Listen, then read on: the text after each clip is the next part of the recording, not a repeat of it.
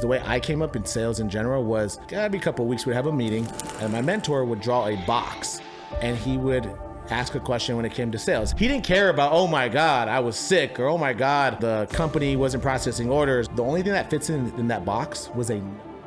If you're brand new to the business, whether it's on the investment side, you're an agent, you got to learn how to go out there and hit every single day. I've done it myself. So the agents that I bring on, I get to give them the exact playbook, which I so desperately wish that I had. I tell people, if you 5 days a week and you every single weekend, you'll be making $500,000 within probably 4 years. And how many people do you think actually do that? Less than 1%.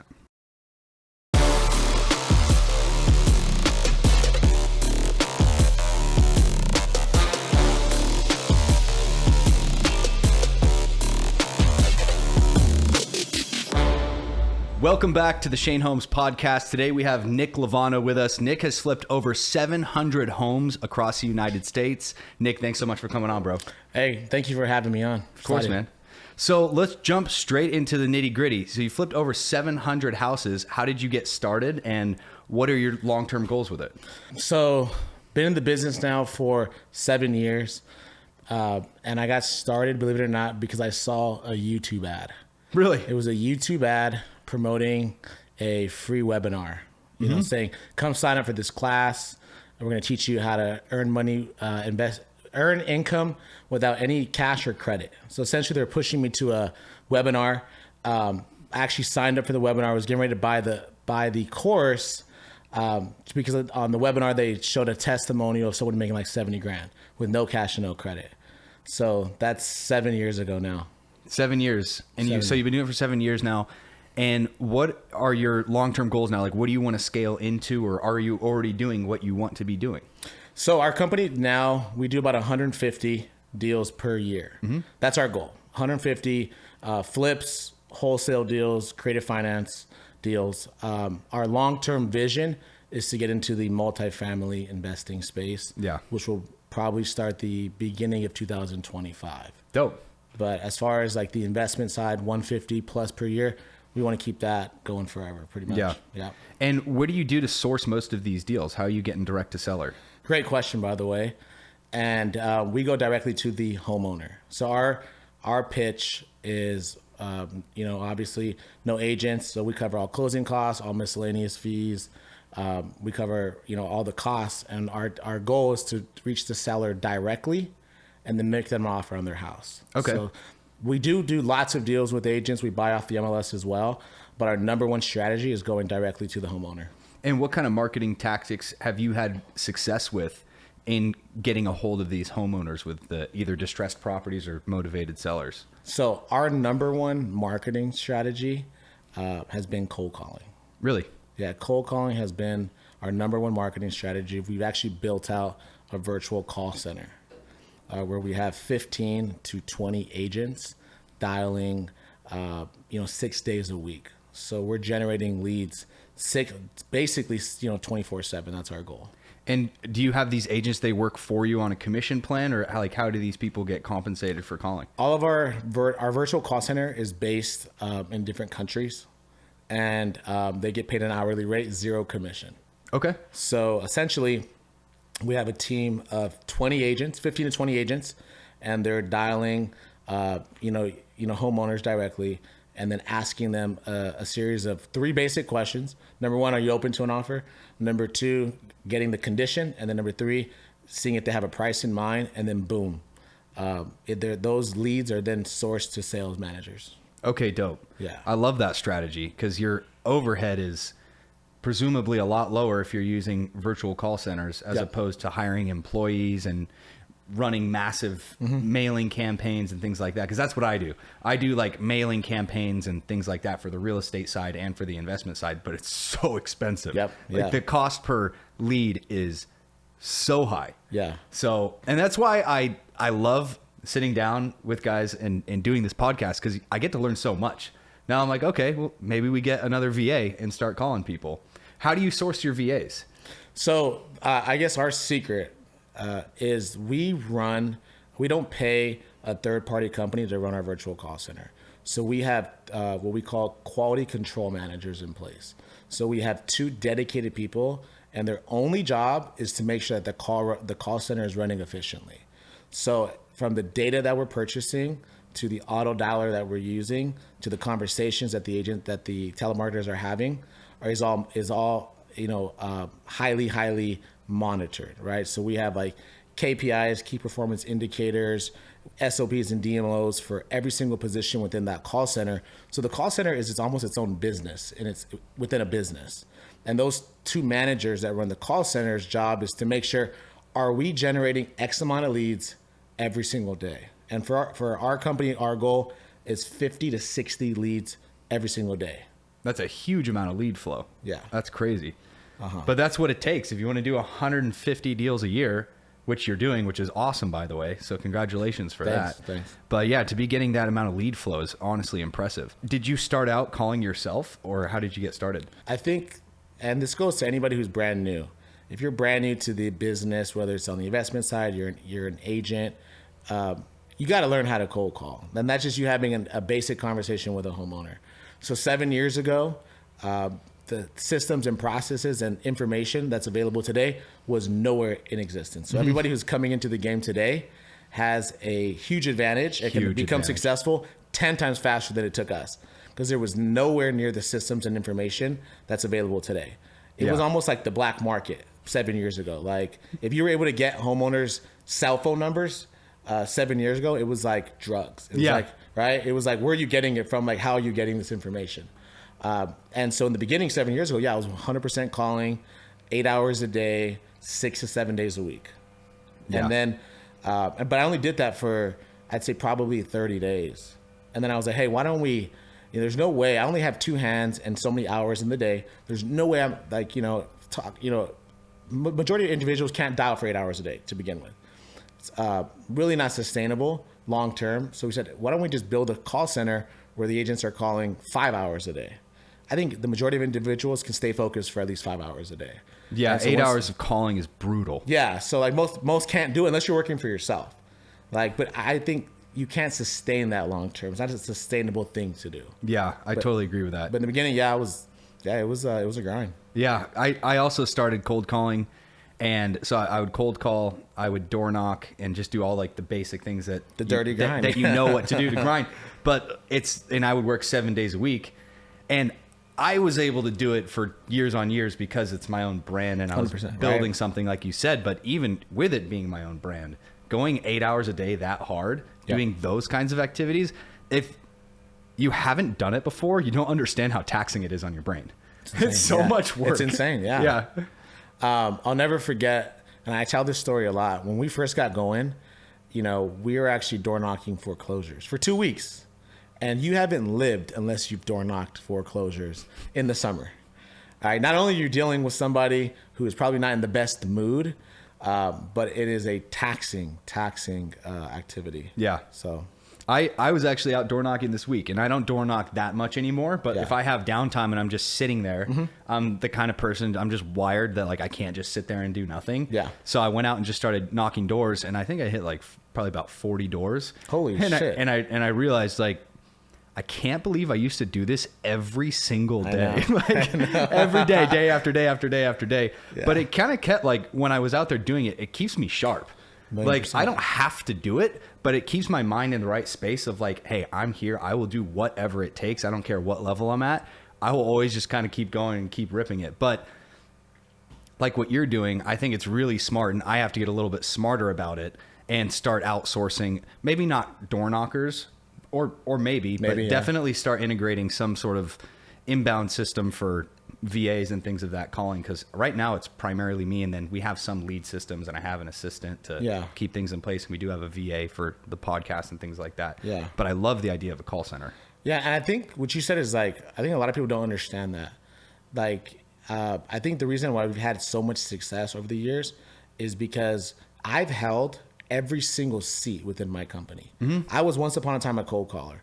I was once upon a time a quality control person that managed the call center. I was once upon a time an acquisition specialist, which is just a salesperson over the phone, selling the deals, disposition manager. I was once upon a time doing all the books and everything like that before we started to hire and outsource. So when we started to build a real company, I was able to train really solid people because I understood what that seat was going to entail. I knew the job because I did it before, right? Yeah. And so it goes with door knocking, cold calling. It's like, I recommend for investors that are eventually wanting to build their own company or agents or anything like that, hold the seat. Doesn't mean you have to hold it for a year. Hold the seat for X amount of time so you know what that person is going to go through, right? You know, you've knocked hundreds and hundreds of doors. So if you ever have to teach someone how to do it, you're like, get ready for this, get ready for that, get ready, right? You're going to be the best teacher and then equip them to hopefully win. Yeah, I just brought on 2 agents the other day and we were talking about different strategies and stuff. And it was really easy because I knew exactly what needed to happen. Mm-hmm. I've already scaled a business with door knocking, so it's not complicated. People like to overcomplicate things, talk about, oh, I'm going to hit the strategy of these doors with this QR code. Like, no, it's a volume game. 100%. It's a volume game. %. Go out there and hit volume every single day and have the same line at every single door and have it mastered. And like you said, I've done it myself. So the agents that I bring on, I get to give them the exact playbook, which I so desperately wish that I had when I was starting. Yeah, but now we haven't. We give it to other people, which is cool. Yeah, and I think that, you know, a lot of people always ask me, hey, Nick, what's the best marketing strategy, right? What do you think is the best go-to strategy? I go, they all work. I don't care if it's door knocking, bandit signs, cold calling, ringless voicemail, SMS, right? Whatever it is, it works. Number one, if you work, and number two, if you're just consistent with it. Yeah. Right? It's like you see people, like I see people, investors especially, jump from strategy to strategy to strategy without mastering one. And I'm like, dude, a jack of all trades is a master of none. Like master one, get it down, be consistent, see the results, and then you can open up 2 and 3 and 4. Yeah. Yeah. That's really good advice. Because you do have to get really good at it. And you don't have to do it all. Like a lot of people think that you have to be doing everything, which long term you do, but start with the ones that you feel competent in and just go all in on that. Become very, very good at it. Be the best door knocker that there ever was. Yeah. And then once you have that system in place and you know your routes and you know your scripts, okay, now I have this, now let me integrate that. And I think that for me, when I was a brand new agent, like I was lost. When I first got started, I started 10 years ago when I was 20 years old. Nice. And I didn't know what I was doing. I would show up to the office and I literally had no idea what to do. I would just kind of like Google stuff. And back then you couldn't just jump on Instagram and find someone's page and look, oh, these are strategies that works. Like some people's sites even have scripts that you can just rip and go. And there was still scripts back then, but the access to information was nowhere near what it is now. Nowhere near what it is. And I think that like, that's why like people that are brand new, let's just say real estate in general, like you have such an advantage compared to 10 years ago, 7 years ago, because now you can press a button and get someone's cell phone number, a homeowner's cell phone number within seconds. That was not available when I was coming up in the game. Not available. Yeah. Yeah. I distinctly remember trying to figure out what to do and then calling other agents and things like kind of old school, like, hey, what do you do? How do you cold call? Like, what are you taking with you when you door knock? And then developing my own system. But I'm so grateful that I went through all of that, like we said, because now I love being able to help other people and be like, here, like you want to come to my brokerage, here's the playbook. Yeah, if you do this, I tell people, if you hit 30 to 50 doors a day, 5 days a week, and you sit 2 open houses every single weekend, you'll be making $500,000 within probably 4 years. And how many people do you think, when you said that, which is 100% the truth, right? Actually do that, would you say? Less than 1%. It's insane, right? You Less give than them 1%. Here's how I'm showing you how to make almost a guaranteed $500,000, and it boggles my mind on the percentage of people that actually follow through. No, I don't get it because everyone talks a big game. Not everybody, but a lot of dudes especially, I feel like talk a big game about, I want it so bad. Like I want to be successful so bad. Well, why aren't you? Like there's so much access. And if any agent watching this does what I just said in that moment, you will be successful. It's harder to not be successful than it is to be successful if you're hitting those performance indicators like we talked about. 1,000,000%. So what are you doing now? Are you mostly doing creative finance? Are you mostly wholesaling? What's the bulk of your deal flow right now? So I'd say for us right now in this current marketplace, 90% of our deals are wholesale deals. The other 10% are either flips or there's some type of creative finance, novation, or like a seller finance are probably the two that we do the least. But for the bulk of our business right now, 90% is wholesale, 10% are flips. Our flips are primarily in Southern California. That 10% is primarily here in Southern California, although we do from time to time, we'll flip properties in different states. But for us, at least what I found, about a couple of years ago when I started flipping, I had so many different projects going on at once, and I started to wear multiple different hats. What I realized was because I was managing the flips myself personally, it took away from the volume of our wholesale business. 100%. And what I built out is like a streamlined flipping process. So where I have strategic partners where I'll bring the deal to the table, we'll split the financing, and they will handle 100% of the project management and the day-to-day of what it entails to flip a property. Yeah, it's way smarter to do it that way, because I was running into a very similar thing where I had 4 flips going on at once. And when you're doing it without partners or a process, it just not only does it absorb all of your cash very quickly, my selling business would go in the toilet. Right. 100% my sales would go from flowing to just like almost stopping. Yeah. And it's really important to keep both going. Like you said, it's almost impossible to run both businesses if you're hands-on in both. Yeah. And I think one of the, biggest secrets, or not secrets, I think one of the biggest ways that, in which I run that side of the business is my contractor is invested just as much as I am, because none of us get paid. My head contractor, which is my financial partner as well, none of us make a dime until the flip sells. So he's there day to day. So if he's invested just as much as I am, right, financially, he's making sure labor is down, the guys are doing what they're supposed to be doing, we're on time with certain things, because none of us get paid, right, until the deal is done. Yeah. And obviously our employees do, right, our construction workers do, whatever, bills got to get paid. The cost of labor, yeah. Yeah, right. But as far as the profitability, there's no checks cut between him and I until the project is done. So that gives me a little bit of peace of mind as well. Yeah, that's actually something that a lot of really successful investors I've been talking to recently do. They'll give the GC a piece of the upside in order to do the deal at cost. Yep. And I think that's honestly the best possible way to do it, because then we can go out and just focus on keep finding more deals or running whatever business we're running at the time. The contractor's motivated to get the deal done because he wants to get paid. He has to get paid. And we've all, I assume you have too, worked with contractors where a deal's gone on for way longer than it needed to. Oh, because they don't care. Exactly, right? They don't care if they don't have a piece of the deal, or if their payment isn't structured such that they get paid upon close. Yeah. The fuck do they care? and luckily for me, I learned that lesson on a wholesale deal. Essentially, a property, we purchased it, and the goal is we're in and out within 4 to 5 weeks, right? Carpet, paint, trash clean out, back up on the market. And I realized I was getting burned on such a simple project. So imagine a project where it's probably going to take us 90 days, right? What could have happened? And I learned that lesson. I said, this is taking so much longer for such a simple task. I can drive to this property and clean it out my damn self, right? And I said, and so I realized that GC needs to be as much invested as I am to really see the final result. And you'll see how quickly things get done. Yeah, it's amazing how much faster it gets done when they have skin in the game. Yeah, no, like for sure. You never thought people could move that fast until they have a dollar. Wow. Yeah, that's so funny. It's cool to like sit down with someone else that understands the same headaches that we've both been through, because it's stressful when you have. In some cases, I've had every dollar to my name tied up in a deal.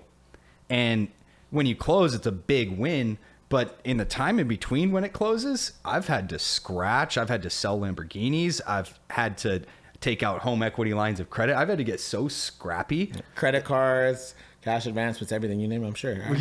Yeah. That's the dirty side that a lot of people don't talk about, is how stressful and how crafty you have to get when you're really under the gun. But we're still standing here. And I say this, if it were, and I don't think I guess the best way to put it, if it were easy, everyone would do it, right? Yeah. And I always tell people, don't wish for less problems, just wish for more skills, right? Yeah. It's like, I'm sure that over the course of the past 10 years, you've developed some serious skills, problem solving abilities, communication skills, like thinking outside of the box. And I think that's what being a real estate entrepreneur is all about, is thinking outside of the box. 100%. And I've closed multiple 6-figure plus transactions commission wise, where it only realistically closed because I thought outside of the box. How can I get this done? How can we navigate around this issue, problem, challenge? And I think that that's what the business is about. And within anything you do on the investment side or just real estate in general, getting things done quicker and thinking outside of the box. Yeah. I find that when you're in those situations of being pinched, you get so much more creative out of necessity. Mm-hmm. It's not like I'm going out and I'm just trying to learn these skills and blah, blah, blah. No, I'm in this spot and I'm literally going to die financially for sure if I don't figure this out. For sure. Yeah, dude, for sure. Yeah. So how did you really scale out your call center? Like, how did you find these VAs to build it out? So, and now it's actually a service that we promote as well. We've gotten so good at what we do for our business. Now we provide the same service for other real estate entrepreneurs as well. And it only turned into an actual business because of the success that we've had. In the beginning, what we did was we found virtual assistants in different countries, right, to keep the hourly rate down. But in the moment we find, a group of VAs, just pretend we interview 10 to 15, we typically hire 50% of what we interview. And then we take them through a 2-week training process, right? Script, objections, tonality, dialer, and everything that we want them to know and to use. And then once that training process is complete, then they're actually onboarded. And then we have 2 managers in place to make sure that they're hitting the quotas that they got to hit. Also, we keep what we require a lead very simple, meaning our agents are not having high-level conversations. They're not making offers. They're not giving ranges. They're not giving ballparks. They're not sending contracts. They're doing nothing to do with higher-level conversations. They're simply invoking some type of emotional response and getting 3 questions answered. Number 1, are you open to potentially selling within the next X amount of time? Number 2, getting some type of grasp on the condition. And then 3 is, do they have a price in mind? I say 90% of sellers don't, simply because they don't want to be the first one to give a price, or they just have no idea what their property is worth or how they especially if it's a fixer-upper, they have no number in mind. They want to be kind of led through that conversation. So those leads are then pushed to high-level sales professionals. Like internal. And those are the guys that are in the office. Those are the guys that I walk into the office and the phones are buzzing. And I tell any of my students, mentees wise, if you walk into your office and you can hear the ESPN in the background, clear as day, right? Or the YouTube or the personal development that you guys are playing, you're probably not in business. You're not going to hit your numbers. Like, I want it so loud to where I can't even hear the ESPN softly playing in the background. Yeah, right? I They love better that. be buzzing in this bitch for sure. Yeah, that's great. I think it's really important to have that tone in the office too. If you have like people sitting around scrolling on social media, not crushing it, it keeps the sort of productivity and the level that everyone needs to be held to down here. And I love that because that's not how we roll. And what I've learned over the years, and it took me, and this is only because I've been doing it for such a decent amount of time, is we're in the real estate business. Okay. This is the commission business. I don't care if you're a broker, agent, flipper, wholesaler, whatever it is, developer, right? You get paid when a transaction occurs, when your deed is recorded, right? So one of the ways in which we keep people accountable is 0 base, higher commission, right? If you're a sales professional in my organization, we're going to get you're starting with 0 base. That means there's no 1,000 or 2,000 or 3,000 a month base. You're at a certain amount of commission per transaction, right? So if you want to sit there on social media all day and you want to sit there and watch YouTube, or you want to, number 1, you're probably going to be let go anyway. But number 2, you're only hurting yourself. because this is the commission business, right? And I tell my team, I want you to kill it and then you can eat, right? Yeah. There's no 2,000 a month base. And early on in my career, as I built out my organization, I had 3 sales individuals that I hired, and they were all on a base. And I call that a warm bath water.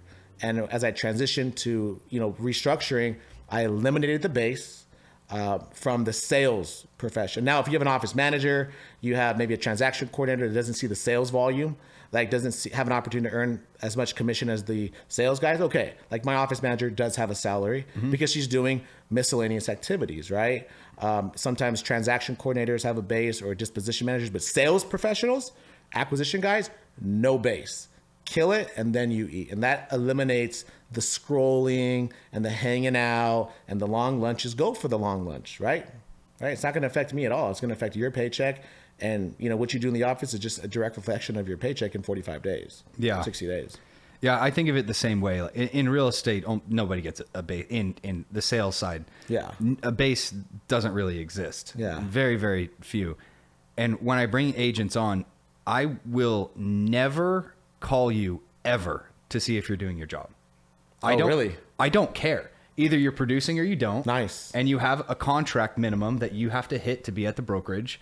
And either you hit the minimum or you don't, and you get let go or you stay. Wow, incredible! There's just I love that. Yeah, there's no reason to keep people just floating. It doesn't make sense for them because they're not making any money, and it doesn't make sense for me because I'm not making money. I don't like people just meandering around the office and not crushing it. I call it playing real estate. Yeah. I tell everybody. I did a sales training just this past Saturday.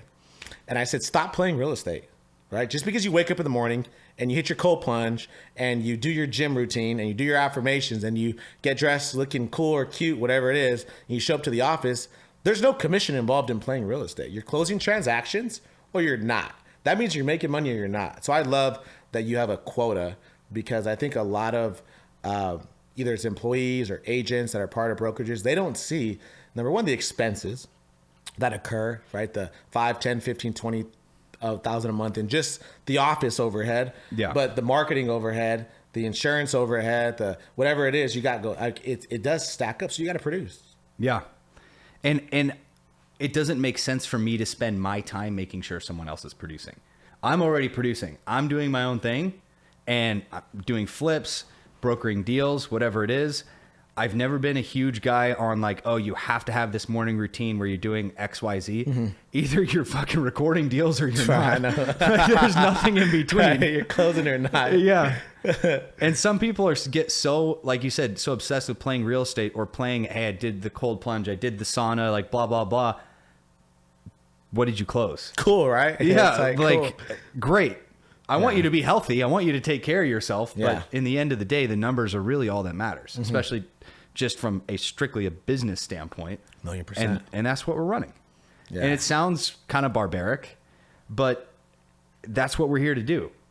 We're here to close. And it's the truth. I think like if you take a look at and I'm one of those guys that doesn't sugarcoat much of anything, especially when it comes to like the sales organization. But for me, I came from the network marketing industry. That's what a lot of people don't know. From 2000, I graduated college in 2013, and then I was in a network marketing company, which if anyone knows network marketing, the majority of people don't make money. I'm telling you right now. Yeah. I'd say probably, and we're talking about like, let's just say Mary Kay, Avon, Herbalife. Those are probably companies that people probably decently should know, right? 3% make money, 1% make like real money. And I was brought up from 2013 to 2016-ish. I was full-time network marketing. I got to the 1% of the company, which never happens. It's very difficult to do so. But it's because I had a mentor. And every week, every couple of weeks, we'd have a meeting. And my mentor would draw a box. And he would ask a question when it came to sales. How many, I forget what it was, the metric was, how many sales took place, how many new signups, how many new enrollees, how many people purchased product.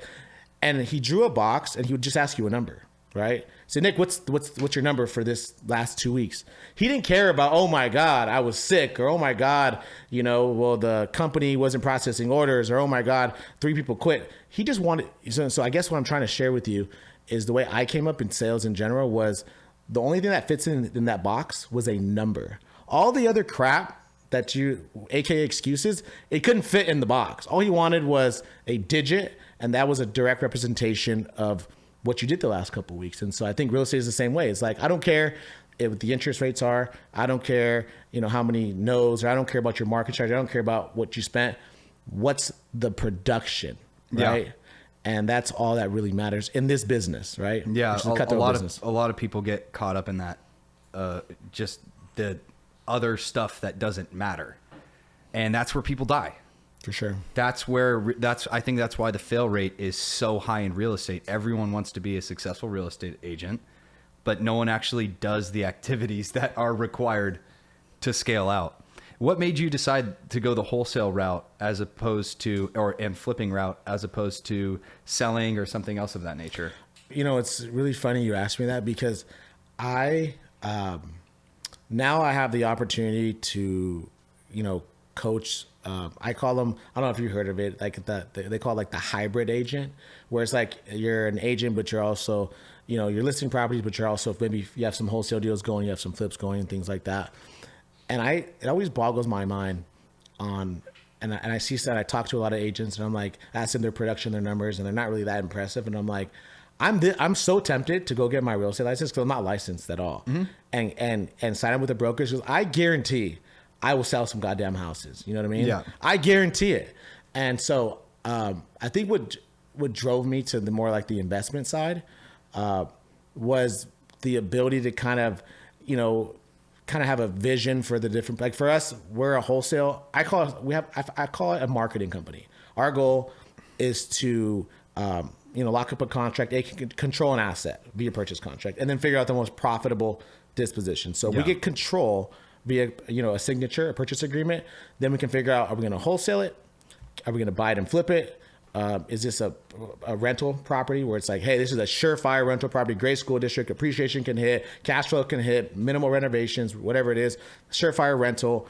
And so my goal now as the owner is to take a look at every single deal, not just say surefire wholesale deal, but what's the most profitable disposition? Because in the beginning, I'm not going to lie to anybody here, about 7 years ago, I was like wholesale, 30K, 50K, 20K. I was like, just so like, I needed the money. I was like, I need the money, right? Now we're not so hard up for it. We can really start to build the rental portfolio. We can, hey, we can wholesale this and make 60 grand, or we can flip it and make 150 grand in the next 90 to 120 days. Everything goes well. Mm-hmm. So for us, my vision now is control the asset, and then figure out the most profitable disposition. And I think that's why I kind of went more investment side. But in my opinion, whether you're an agent, you're a broker, you're on the investment side, you do a little bit of everything makes money. Everything works. There's no perfect way, right? It's just your way. I wish that I had, and I'm sure you wish the same, had the same access to exits that you do now. Like when I first started, everything's a listing. Mm-hmm. And then I would do some deals where I would broker it to investors, and then you can make 5% on the back. Broker it and make another 2.5%. But there's so many ways to skin a cat that real estate agents don't dive into. Mm-hmm. You can buy it and flip it. You can buy it and just list it. There's so many different exits that I wish I knew about or had the balls to do when I was younger. Yeah. Because like prices were so much lower. Oh, dude. And just the access to those exits would have been so helpful. Yeah. And that's why we have kind of not been a theme, but we've talked about it a lot, where it's like people that are coming into the business, there's never been a better time. There's have just so much more, I believe, I don't want to say opportunity, but there's just so much more tools and resources. And like, if you find like a mentor, and like you're a mentor to your agents and things like that, like you find somebody who's really doing it. And I have a bunch of students, like the real deal type people, they're just going to shorten the learning curve. And if you work your ass off, I don't want to say it's guaranteed, but you're very likely to have tremendous amount of success. Yeah. 100%. Because you went through the hoops and the hurdles and the crap. So you're going to tell your people, don't do that. Because I did that back in 2019 and 18 and 17. Like, this is what's going to happen, right? Yeah. Because you have that experience. It's funny. You can literally, now at this point, I can see a lead come in and I can profile it in my brain. Yeah. After having a conversation with them, I can go, that person's a waste of time because I've seen you before. That's funny. That person is not loyal. they're going to waste a bunch of your time. They're not going to sign a buyer broker agreement, and then they're going to go buy with somebody else. And being able to give that guidance to people, or if somebody else could have given that guidance to me when I was younger, dude, that would have been so helpful. Yeah, that would have been such a game for sure. changer. For sure. I think and then that brings me to the next point where it's like, you can even pay for information, like, which is insane. That's like, I think it took some maturity from me to finally like, hey, why don't you put some money into like, some mentors yourself. Yeah. And finally in 2018, I really took it serious, and, you find the right people, and you pay for the information, 10x. Yeah. A lot of agents right now are sort of very wary of the market conditions, and same with flippers, because margins are tight, maybe a little tighter than they used to be. And from a real estate agent perspective, there's only half as many deals to go around. And in a weird way, this is a really, really good time to get into it, because a lot of the market's falling out. So if you can still stay alive and build in this market, then in a good market, like in 2021, you'll be printing money. We all know guys in 2021 that weren't even the skilled individuals, or maybe even not that hard of workers, that made a ton of money. But all those people are just getting whacked out of the business right now. For sure. Left and right. So I love these markets in a weird way. My bottom line may not look as good as it did, or it might be similar, but the amount of relative market that I'm able to take in this weird environment is drastic, because when that switch goes, it's going to be game on. I'm so excited for that. Yeah, and the future's bright. I tell people all the time, man, just stick and stay and you'll get your pay. Yeah. Like it's almost as simple as that. Like we can only, like, especially interest rates wise, we can only get better. Like I don't think we can't really get a lot worse. Yeah. It cannot. If you survive this, like, you're good, Yeah, I totally agree with that. Because when you go from a pool that's so big and it's so easy to transact to literally 50%, your one deal equals two. And I really want people watching, agents, if you're listening or watching on YouTube, your one deal right now equals two. Even though your take home pay might not be as crazy as it could have been in 2021, count your wins as double, because you're working twice as hard for them. And when the market turns, that's going to equal double on the flip side. So if you do 10 deals in this bad market, when it turns, that 10 will be 20. And it'll probably be more than that, because your skills will be sharper. You'll be a closer. You'll have a lot of dexterity to go through these fucked up times. Yep. And if you can make it through it, you will be so grateful. So if anybody is like kind of on the edge or thinking about leaving or getting weak-minded, put your fucking head down, because I myself almost actually left the real estate business 2 years in. Oh shit. Wow. I was actually interviewed at an insurance firm. Wow. I was out. I was done. I had a really bad mentor that didn't teach me the right things, and I almost left. Shit. And I'm so grateful that I just put my head down in the weird time and pushed through it, because if I had moved into insurance, there's no way. I don't think that it's very unlikely. It's very unlikely that I would have scaled to the place, because I feel like I was born to do this. And if I had left, man, it would not have been good. It would not have been at least what it is now. It's funny you say that, because I graduated college in 2013, and I had no idea about real estate until actually 2017. But I went to San Diego State, which is, everyone knows San Diego State is like, hey man, you went to like a 4-year party, which is 100% the truth, by the way. You go to San Diego State, it's a 4-year party. And my party was ending. I remember I was getting close to graduation. I had nothing lined up. No interns. No internships that I really took serious. And really, I was just trying. I was like, man, what should I do? And my idea at the time, this is 10 years ago, was get a job in insurance. And I was like, man, if I can get to, and it's so crazy to think now. It's like, if I get to $100,000 a year, like that used to be like, I don't know, 10 years, that was like the staple. That was the goal, bro. That was the goal. $100,000 a year. I was like, I can do it.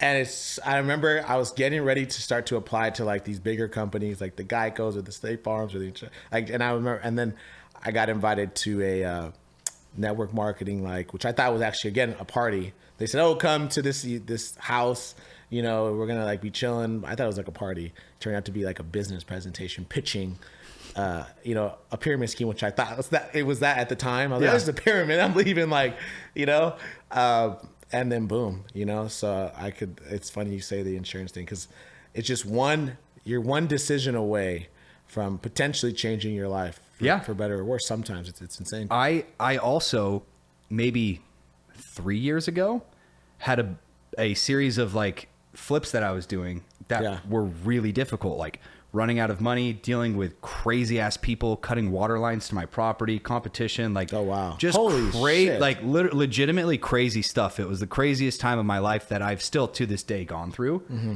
And after that, I was like, you know what? I'm not flipping houses anymore. Mm-hmm. Like I'm over it. This is not for me. This is too much. This is too hard. But I just kind of took a break. I took like 2 months off. Mm-hmm. And then I finally was like, you know what? Mama didn't raise no bitch. There you go. Let's sack up. Like, just because it didn't go right the first time, just like the first 2 years of real estate, I'm going to put my hat back on and dig in. And if I hadn't have done that, like, I wouldn't be in the same place. Like I wouldn't have the ability to make the moves and position myself in the way that I am. And that's all from just, even though you have a really bad experience with something, you're one experience away from a massive win. And I always feel like those big wins come after the huge, like, fuck this, I'm out. Yeah. This is horrible. I can't deal with this stress. And then as time goes on, you just develop more skills like we talked about earlier. But the biggest thing that I've realized for myself is that your skin just gets so much thicker. Mm-hmm. Like the same financial problems or whatever it was that you went through the first time, the second time you're like, already been here. Yeah, 100%. I've been here before. 1,000,000%. We'll get through it. I tell everybody in life, I believe you win or you learn. Straight up. You win or you learn. And like some of the challenges that you're talking about, I've gone through very similar type of stuff. People have gone through like just personal life stuff or whether it's business stuff. Well, that's just a learning experience, right? That was your chance to learn.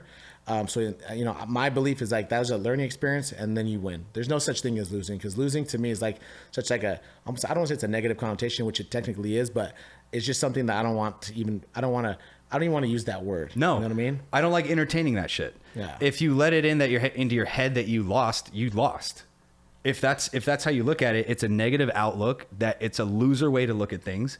And if that's how you look at it, legitimately, you're right. Like if you look at it as if, oh man, I just lost on this deal, you did. 100%. Yeah. Now I'll tell you what, you know, now you know everything. It's like, I remember when I don't know if you golf. I golf a ton. Okay. So I just started. I'm like, and I remember like we went to some like instructors and they were like, who here has like golfed before? And like people raising their hand and no one was really good. And they're like, well, all right. And who here has never golfed before? And like, it's very likely that the people that have never golfed before will become probably significantly better, quicker than the people that have, because the entire time they were doing the wrong, you know, they were doing it wrong, right? Their swing or their form or whatever they were doing was wrong. So it's like, I have to kind of correct you, right? As opposed to the people that had never done it before, you can start the correct way. So they have to unlearn all this crap, right? Yeah. That they were probably doing. So I think that it just goes, you can learn a shit ton from actually failing. And hopefully I don't think it will derail anybody.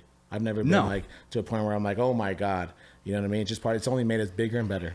Yeah, I totally agree with that. And also another question that you can ask somebody is like, how long have you been golfing? And that's usually a decent indicator of how good they're going to be. 100%. And it's not the same for real estate, because there's a lot of people that will kind of like float, like you said, and play real estate. But for the most part, if someone's been golfing for 15 years, they're going to be a good golfer. 1,000,000%. And if you're in real estate, you've been doing it for 10, 7, 15 years, you're probably going to have at least some level of success. So if you're a new agent and you're listening to this and you're not where you want to be, it's totally normal. Because my goal, like we talked about when I started selling real estate, is I wanted to drive a Nissan GTR by the time I was 30. That was my goal. I wanted to have a Nissan GTR and I wanted to make $100,000 a year. Crazy. and that to me was like such an insane level of success. Like I could never have comprehended what has happened happening, if that makes sense, but it's just the compound of time. So if you're not where you are, it's normal because your success levels go up in a bell curve. Like it's exponential. And so if you're not where you want to be, wait and make sure you're hitting your performance indicators because you will get there. So Nick, thank you so much for coming on, bro. It's been an absolute pleasure. I appreciate you having me. And in just a second that, I oftentimes tell people, cause I take these live calls all the time. I oftentimes I'll go on these closer shows or I'll take, live phone calls with sellers and just to kind of show people. And I'm like, it's like second nature. It's like riding a bike. Right. And then and oftentimes they're just like, man, how did you do that? Or like, holy shit, like you helped me close my lead or do this or do that. I'm like, dude, I've just been doing this for a really long fucking time. Like and I call 7 years a long time, right? As long as I've probably been doing anything besides playing sports, right? Since you were a kid. But I go, if you've been doing anything for at least 7 years or 5 years, you better be fucking good. Yeah. Right. And I tell people all the time, I've just been doing it. I'm like, you just got going. This is your first 3 months or 6 months or even 9 months. I'm like, sometimes it does take some time. This is not the microwave fucking business. Right? Yeah. It does take time. So I appreciate you having me, man. And incredible coming out here and putting this whole thing together. Thanks, bro. Make sure you guys subscribe. We'll see you next time. Peace.